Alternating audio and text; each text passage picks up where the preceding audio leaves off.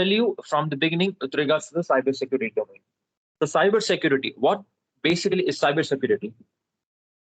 Does anybody know the answer?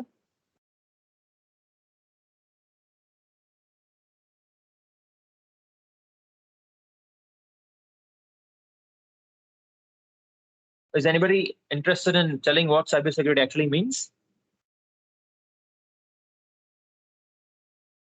Okay, fine. So I'll tell it myself.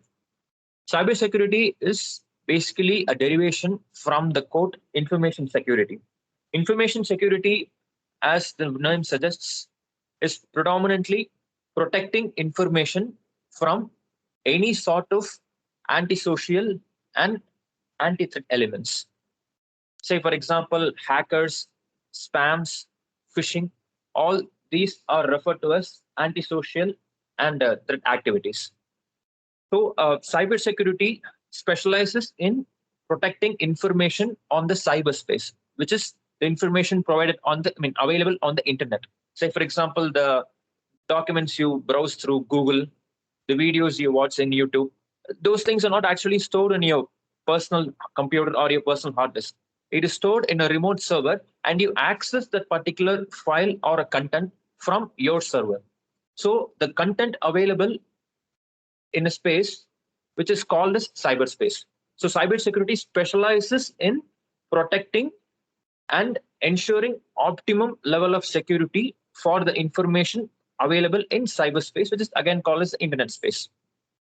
So currently we are still under the IP version 4 internet platform. So we are yet to move to the IP version 6, which is like very much possible in the next few years. So with respect to IP version 4, there are several possible options to protect information in the available on the internet. Say, for example, we would have been advised to install antivirus systems in our computers. We would have been advised to install anti-Trojan softwares in our computers. So all these are the general softwares which we use to protect information which we browse or we download. This protection is not enough for cybersecurity domain. Actually, you need several levels of encryption and decryption. Say, for example, the data which you send from one location to another location can be hacked by people. So what cybersecurity does is it encrypts the data from the sender end and decrypts the data to the receiver end. Encryption is converting plain content into cipher content. It is otherwise called as content which is not in human readable format. Say, for example, if you use your WhatsApp, I think everybody would have been using their WhatsApps. So if you see in WhatsApp, you can find a sentence called end-to-end encrypted. Actually, WhatsApp is basically a copied version of BlackBerry Messenger, which was technically using a 256-bit end-to-end encryption. So what cybersecurity basically does is it just hides or encapsulates the data which you send into a format which is not that easily traceable or human readable, and then it delivers the same data by removing the excess content or the ciphertext. So encryption is done at the sender end and decryption is done at the receiver end. I repeat again, encryption means conversion of the content which you give into ciphertext, and decryption is exactly the inverse, conversion of ciphertext into the primary content. So this is the prime importance of cybersecurity. So apart from this, there are several layers of security as well.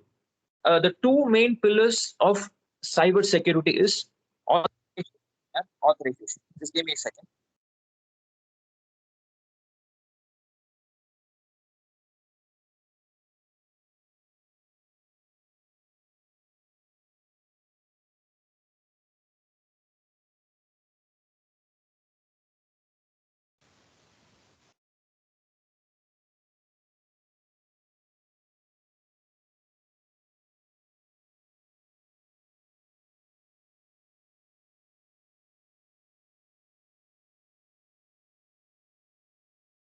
Yeah, sorry, students. Actually, I received another call, so that was the reason why I could not continue. So, as I told you before, there are two pillars of cybersecurity. Those two pillars are the primary pillars of cybersecurity. One is authentication, and the other one is authorization.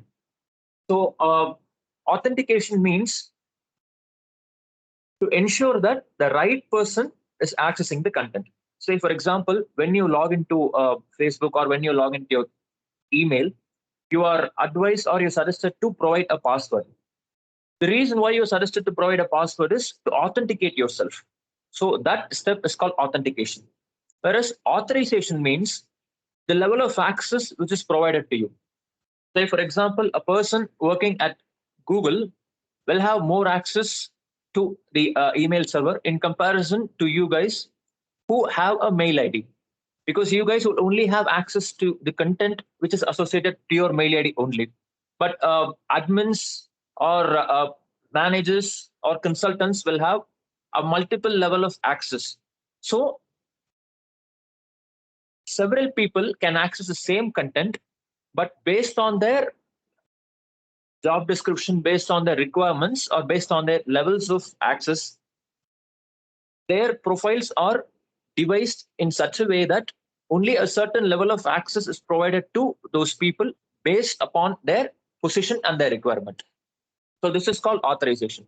In simple terms, authentication means is it the right person? Authorization means is the right person is provided the right level of access. So this is the difference between authentication and authorization. And these two are the primary pillars of cybersecurity. So this can be related to real-time experience as well. Say, for example, as I told you, when you log into YouTube, or say, for example, you have an Amazon Prime. Because a lot of people currently access Amazon. There is a difference between accessing Amazon as a guest and accessing Amazon as a Prime member. Say, for example, when you purchase something in an Amazon website, if you are a Prime member, you will be getting that product delivered at the earliest. So the system differentiates you as a Prime member based on the password which you enter and based on your profile attributes. Every membership has its own time period. So that is also applicable for the authorization part as well. Say, for example, so that, say, for example, and again, let me tell you the Amazon Prime example. If you purchase an Amazon Prime membership for 1 year, after a year, if you try to log in, you will only be able to log in as a normal Amazon member and not a Prime member. So you have to, again, top up your membership. So this process is called certification. Certification basically means to reassess and certify whether this person requires this level of access for a particular period of time. So this certification happens with respect to different companies, with respect to different organizations at a different time slot. A certification sometimes happen once in a year. It sometimes happen twice a year, half yearly. It can happen even once in a quarter. So the certification process is to reassess and reanalyze whether the given level of access is enough for that particular user.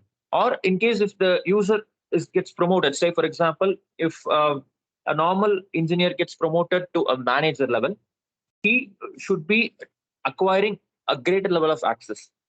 So for that, his level of access has to be promoted or improved.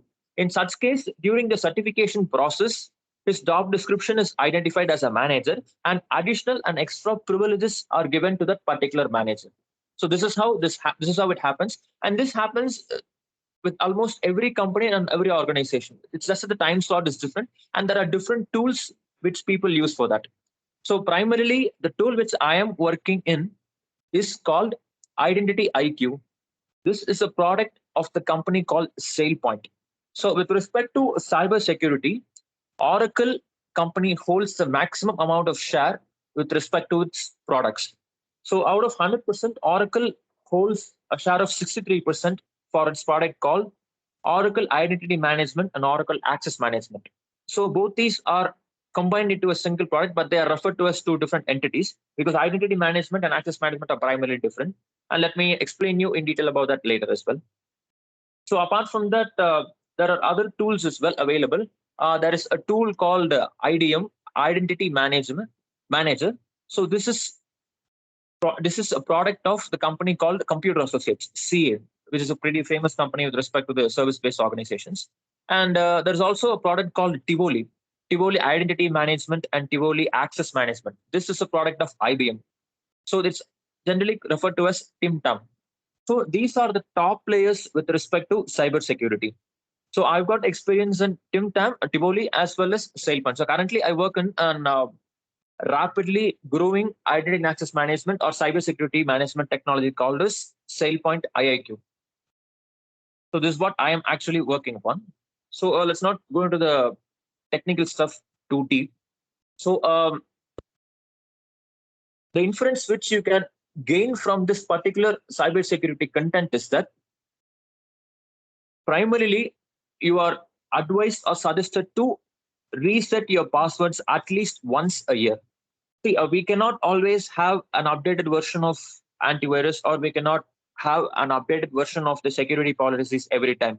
See, your operating system may be your Windows operating system, may be your Google operating system, rolls out updates almost every week. There are several patches, there are several updates coming upon. And in most of the cases, you can see that there are security updates being provided for this particular update.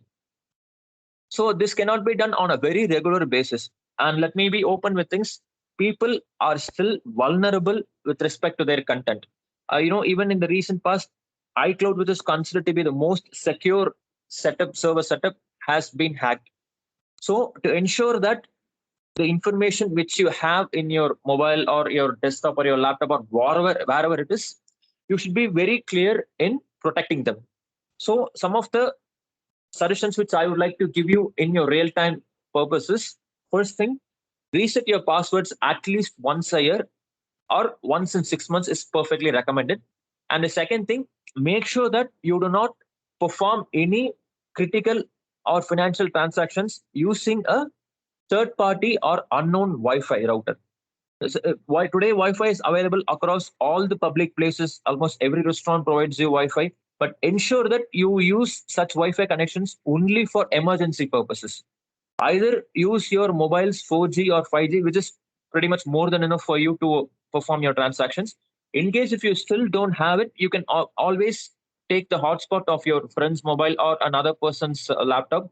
Through that, you can perform your transactions. So please do not use any third-party Wi-Fi connections network to perform your financial or your personal transactions, which is always risky.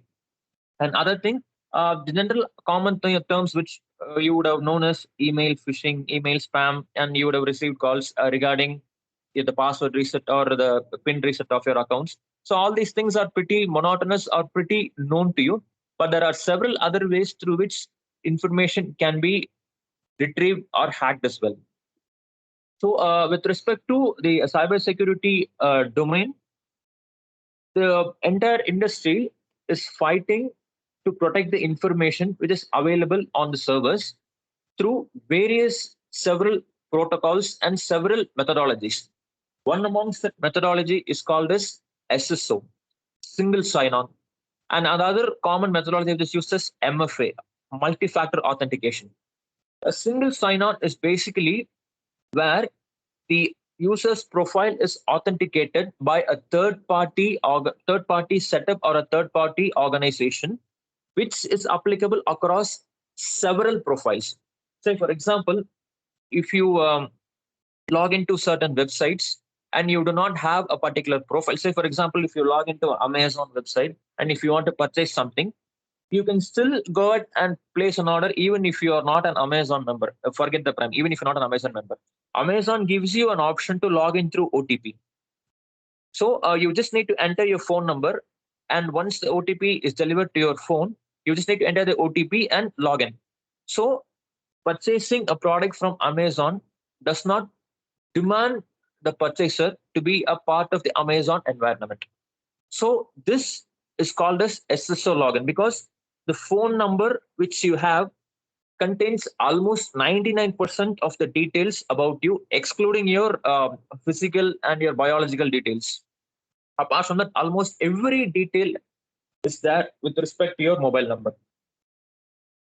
Say, for example, if you are logged into Facebook, let me give you another example. There are several number of sites you can use or log in when you are logged into Facebook. Say, for example, if you are currently into a Facebook page, if you want to log into another website, you can use the same Facebook login option. There is an option called login through Facebook, and if you just select it, it will automatically read your profile parallelly and help you to log in. So this is called a single sign-on. This means if you sign into one particular organization or one particular setup or network, you would be able to be recognized across several other authenticated networks, and you do not require to log in each and every time again and again. Cell phone, if you just enter your username and password to log into your Google network, if you open the Gmail app, all your mails would have automatically popped up.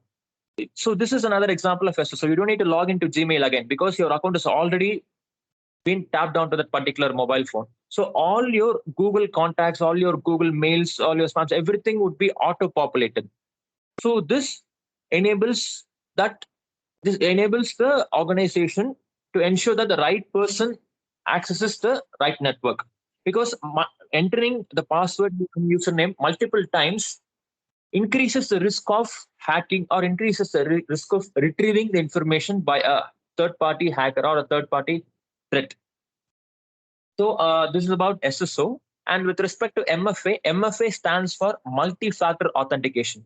There are certain authentication techniques which just does not allow you to log in just by using your password.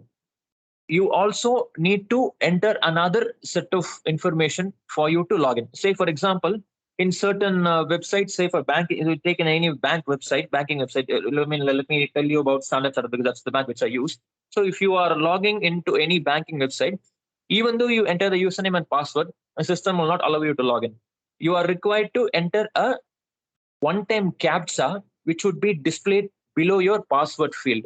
So it is a combination of letters and alphabets.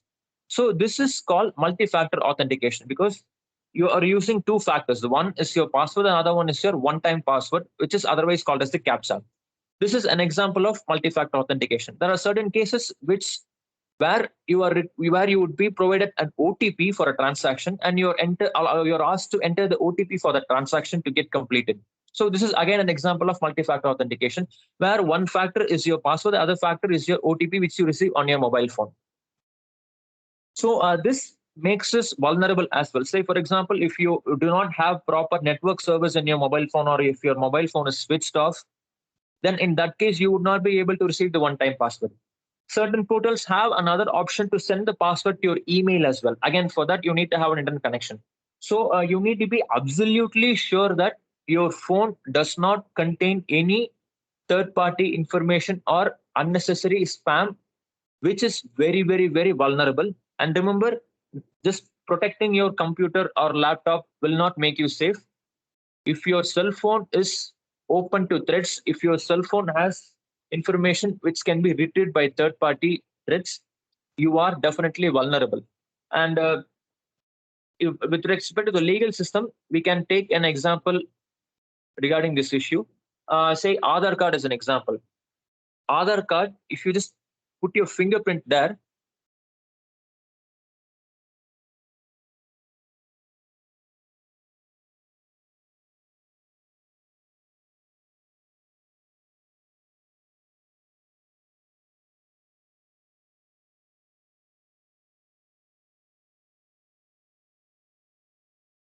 Sir, your mic is muted, sir.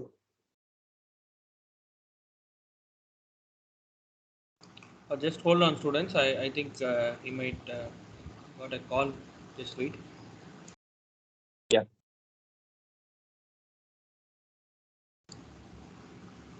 Srini, are you there? that's a rich something.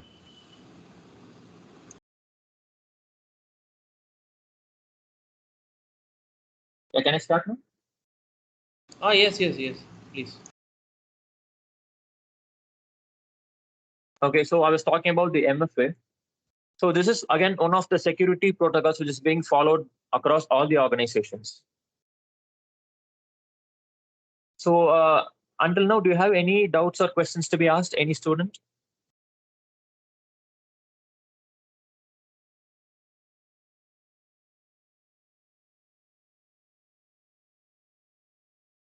Okay, fine. Satish, do you have anything to share or any doubts or any questions you would like to ask? No, nothing. So please tell us what are all the courses the students can do related to cybersecurity. Yeah. So with respect to cybersecurity, certifications are available. It is predominantly referred to as certifications rather than courses. It depends on which tool you would like to study. Say, for example, there are basic certification courses for cybersecurity, such as ITIL. ITIL has several versions. Apart from that, there is a certification called ISO 9000 2001 Certified Auditor. So, which will give you the position of information security auditor. So, information security auditor is the primary person who does the auditing purpose and the analyzing purpose and the framing purposes with respect to the cybersecurity domain. So this is predominantly tool specific because every tool has a different setup and every tool has a different set of protocols and procedures to be followed. So if you would like to take cybersecurity as your profession very seriously, you can start with Oracle. Oracle has its own set of tools, identity access management and identity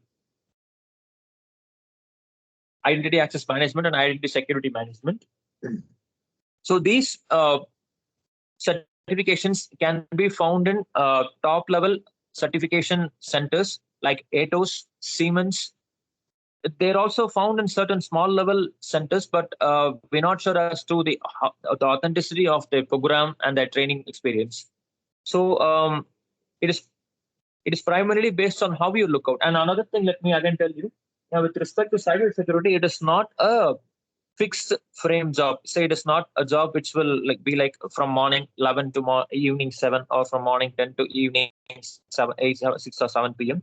So it will be round the clock where you have to work upon across several days and even on holidays or even on critical days because cybersecurity is a very, very, very critical domain.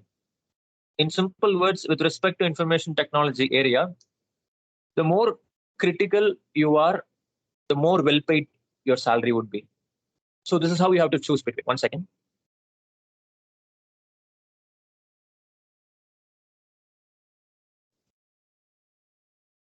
So the most authorized center for learning identity and access management or cybersecurity solution is Atos. It is available across Chennai and several areas. Atos is also a level 5 MNC, which is also providing trainings for students. So you can choose that particular training center. So apart from this, the extension of information security into cybersecurity is being revolving across several years and is bound to grow and get enlarged in the next few years multiple times. So there is also a very famous job in the recent times under information security or cybersecurity domain. It is called as a data scientist or a data analyst. So this is primarily about collection of cyber security content and identifying the primary areas of risk and then segregating the content based on the levels of risk or based on the criticality of risks. So if you are not really comfortable with handling incidents, critical scenarios and stuff like that, and if you still prefer to be in cybersecurity, you can choose a job called as a data scientist or a data analyst because that is more of a fixed confined job where you can just go ahead and work on the data given to you, provide presentations, provide analysis and stuff like that.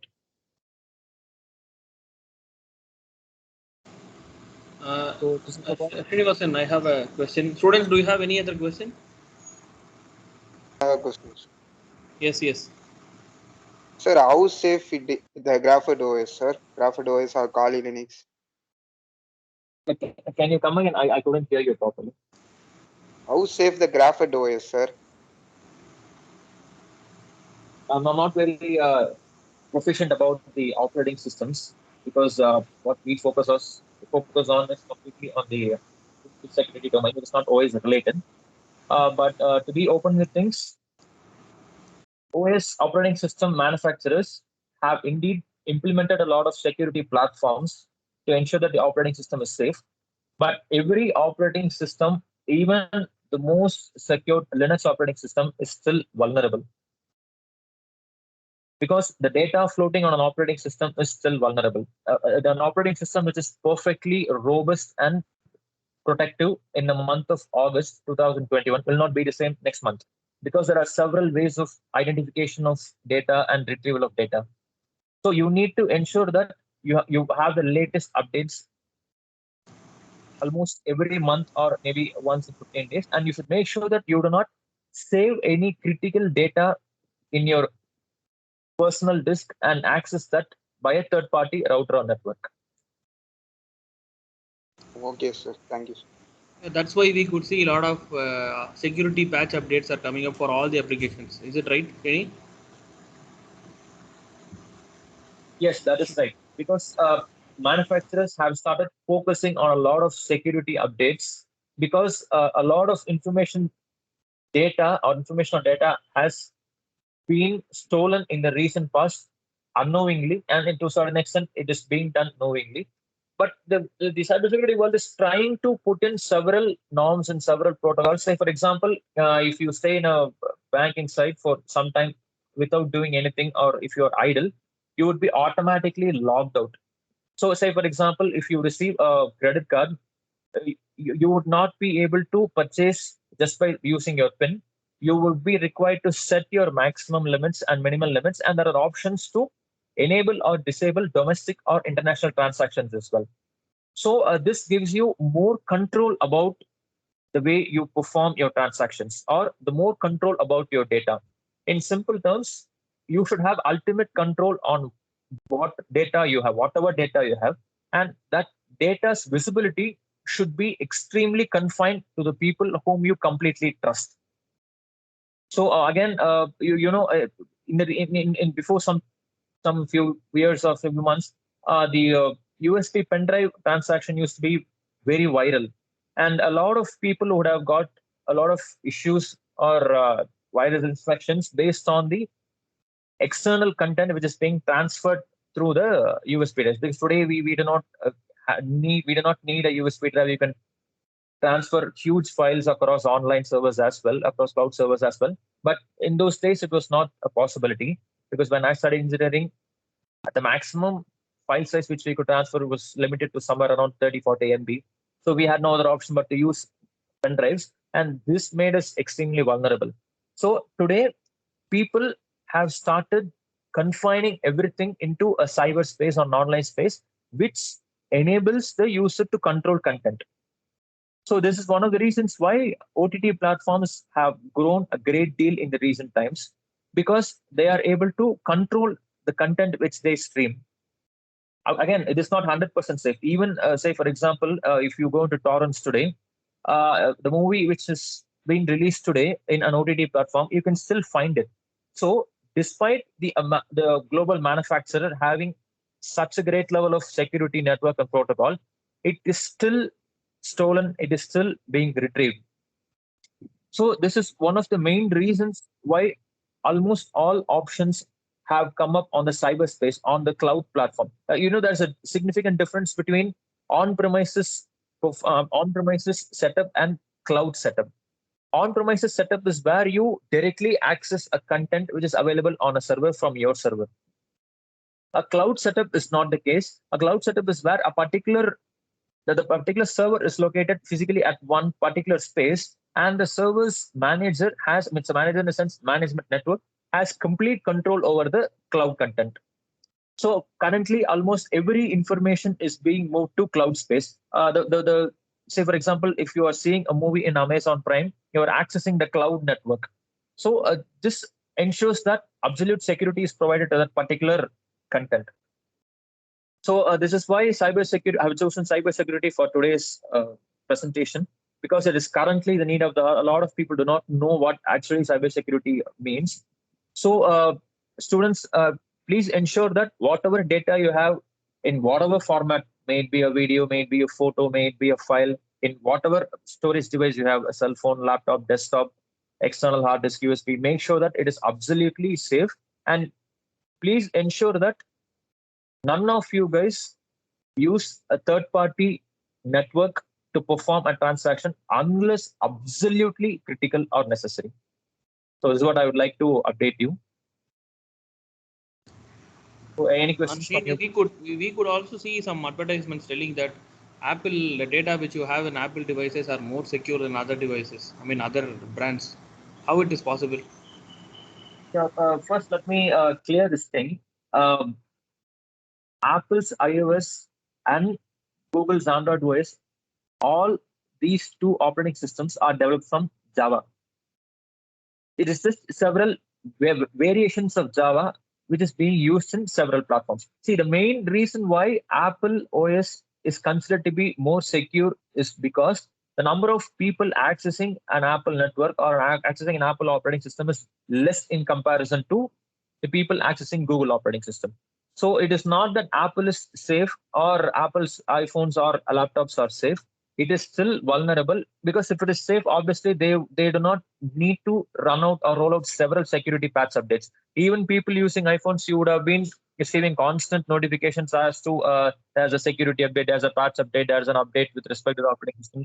So it is still coming up because they are still again vulnerable. The main difference is Apple has a much better security protocol network, which will make it a bit difficult for the hackers or the threat elements to retrieve the information. It is difficult. It is not impossible.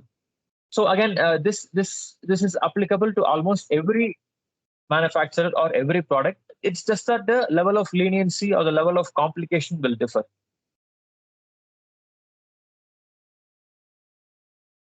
Satish, hope I have answered your question. Yeah. Thank you. So any other questions, guys? Sir, do you Last- think blockchain will help cybersecurity? Sorry, your voice is very feeble. Can you come again? Do you think blockchain will help cybersecurity? It will be of assistance, yes, but again, it will not give you a complete proof protection. See, there is a difference between water resistance and waterproof. Say, you might have seen the advertisements of certain mobiles stating that they are water resistant and waterproof. So water resistance is like you would be provided a certain level of resistance. That's it. So that is what blockchain provides. A complete foolproof system or a complete 100% secure system cannot be provided by any operating system or any tool, no matter however advanced the tool is. It is just a protective layer. Say, for example, the firewall which you use is not 100% protective. That's why the reason why people are advised to use their VPNs while downloading content from the torrent file. You know, when you open a torrent website, you would be getting notifications stating that you are at risk of use your VPN. That is the reason because you are masking your IP address to ensure that you are a different person logging from a different location.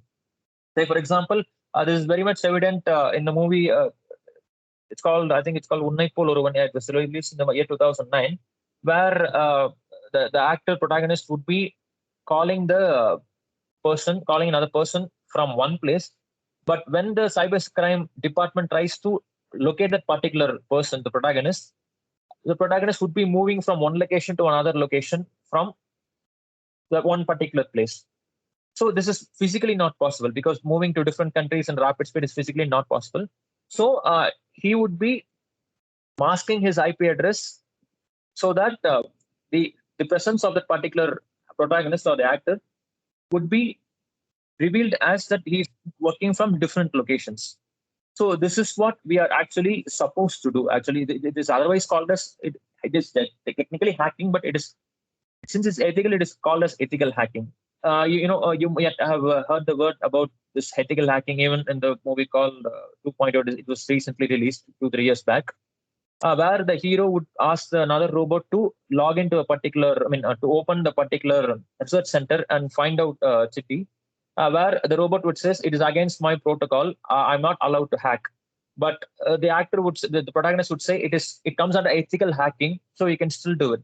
So what we do is also a part of hacking, but since we are doing it to protect ourselves from threats and to protect our data, it is otherwise called as ethical hacking.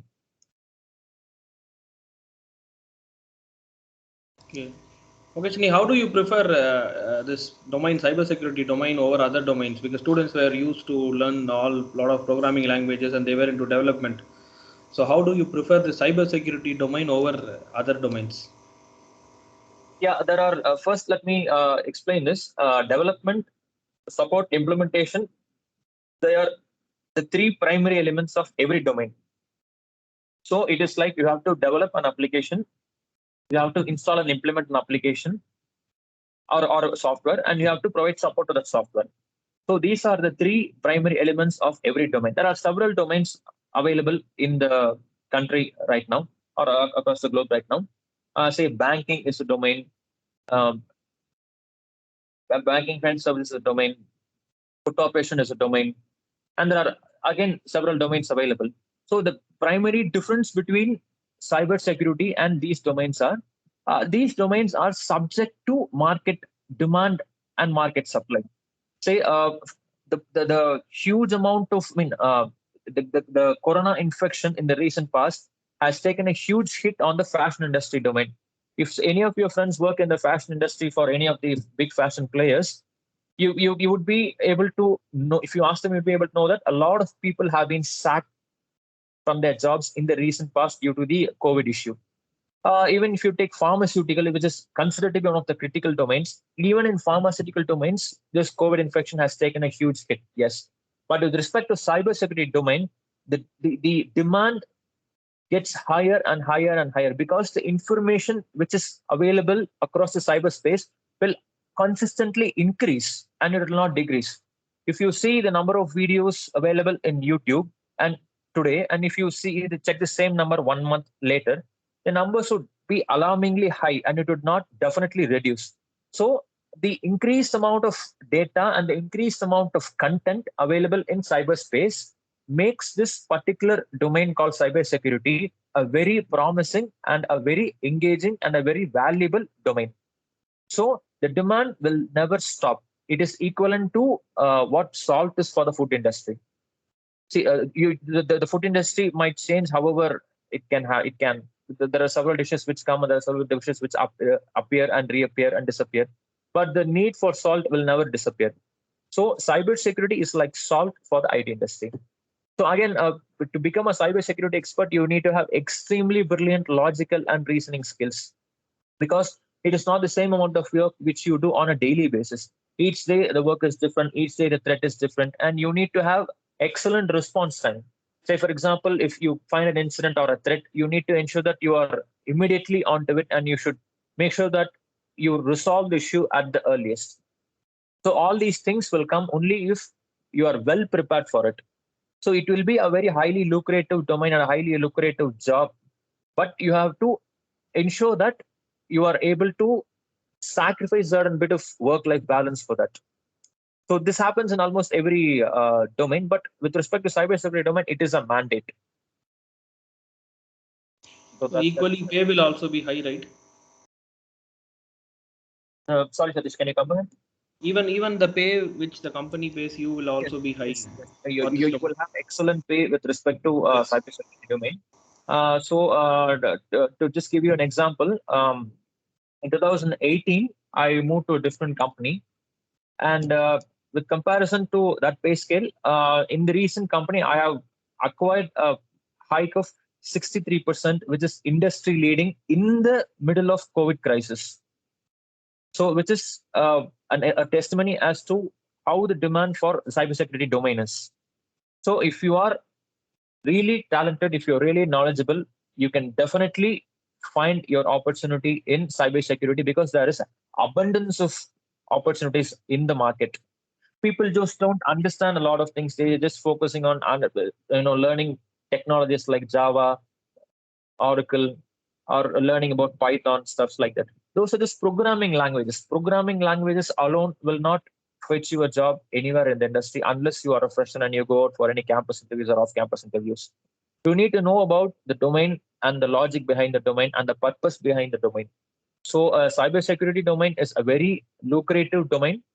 In my experience, I've seen that in front of my eyes. So, if you are willing to take it, obviously you can go ahead and do on your certifications and ensure that you are technically well prepared and you sharpen your skills. So this is very, very important. It is not a monotonous job where you can just sit and do the same thing again and again and again, and you just perform things involuntarily. You have to put your heart, mind, and soul for each and every issue and each and every problem, and you should make sure that you have a great level of stability. So these are some of the things which I would like to tell you about with respect to this domain. So any other questions, guys? Students, do you have any other questions?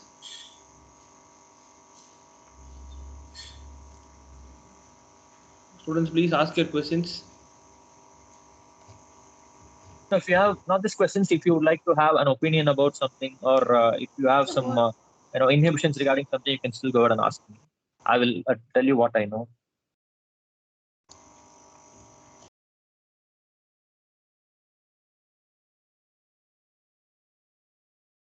Okay, fine. I think we do not have any more questions from the students then. So I'm done with my discussion. Okay. So do you have any- Thank you very much, Srini. Despite of your busy schedule, you came for our students and then delivered a beautiful lecture on cybersecurity. It is totally a different domain actually. Students at least learned about this. Thank you very much for spending your time. On behalf of our college management, Panimalar Engineering College, Computer Science Engineering Department, and students and staff members, I again thank you. So thank you, Satish. I would like to take this opportunity to thank my friend Mr. Satish, who has given me this opportunity, and also the management of Panimalar Engineering College for selecting me to give a lecture regarding this domain. Thank you all.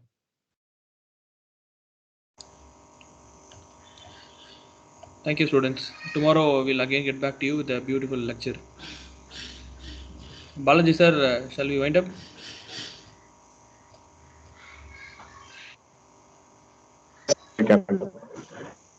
Okay, sir. Students, a feedback link will be posted in your class groups. Kindly fill the feedback form.